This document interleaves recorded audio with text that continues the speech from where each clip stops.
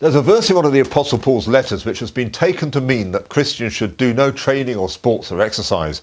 I think we've misunderstood it, and just perhaps the King James translation, which I use and respect, hasn't helped. The verse is in Paul's first letter to Timothy, chapter 4 and verse 8. For bodily exercise profiteth little, but godliness is profitable unto all things, having promise of the life that now is, and of that which is to come. Now look, the Apostle Paul knew all about the Greek games events which persisted into the Roman era. He constantly used training metaphors and talked about bringing his body into subjection. Remember, this is a man who would comfortably walk from Jerusalem to Damascus, a journey of 140 miles, probably accomplished over 5 days at 28 miles a day. This man is super fit. So can he actually be telling Timothy not to be in good physical shape? No, it's all about priorities. We talk about godliness and the blessings it brings all the time here on the Nana Sermon channel. Your relationship with God is of eternal significance. In this life, it governs everything you do and everything you are. It holds the promise, says Paul, of the life that now is and of that which is to come. It is much more important than any relationship with your personal trainer. But equally, we do have time here on earth.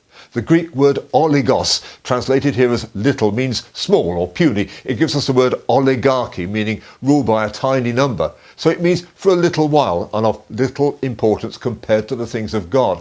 But it does not mean not at all. If it did, you could not only sit around, but you could smoke or do drugs and generally abuse your body.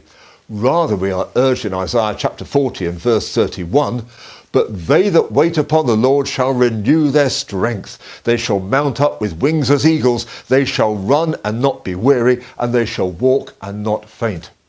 I think walking and not being faint, running and not being weary are set up here as good things. Don't you agree?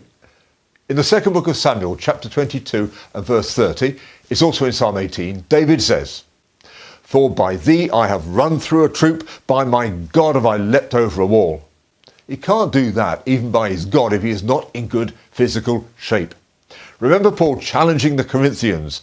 What? Know ye not that your body is the temple of the Holy Ghost, which is in you, which ye have of God, and ye are not your own? If that is so, and if you have a mission and a purpose from God, which you do, you need to look after your body. That involves watching what you are eating and taking exercise. As for what you eat, it's both quantity and quality. Firstly, we're all genetically different, so get to know your own limits. Bring your body into subjection. Don't eat more calories than you can burn up in a day. Secondly, there's health eating advice all over the place. Stuff about 5-a-day superfoods, brown rice, not white, avoiding sweeteners and colorants, eating natural, not processed products. Look it up. For exercise, you can go to the gym or just buy a pair of trainers and hit the streets. Me, I do both. I'm also a regular at the local park run. I know when I exercise, I feel more alert and I don't get sick. I'm better able to do God's work. And that's what it's all about. So get out there, get fit, start looking after yourself. Bodily exercise is an important place for the little time we have.